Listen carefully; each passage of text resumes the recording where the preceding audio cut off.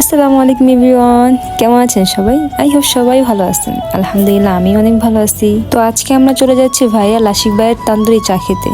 যেহেতু আজকে ফ্রাইডে ছিল, ওইখানে মেলা ছিল, তাই অনেক ভিড় ছিল।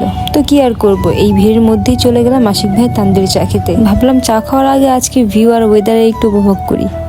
আজকের এই সুন্দর পরিবেশ উপভোগ করতে চলে গেলাম আমরা শেখ জামাল ব্রিজে।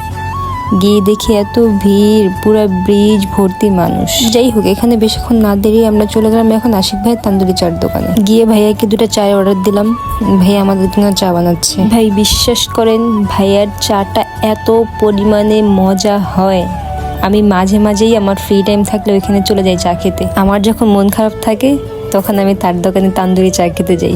তার দোকানে তান্দুরি চা খেলেই আমার মন ভালো হয়ে যায়, এত পরিমাণে মজা। সো তার দোকানের লোকেশনটা হচ্ছে কামরাঙ্গীরচর বেড়িবাঁধ শেখ জামালের অপোজিটে।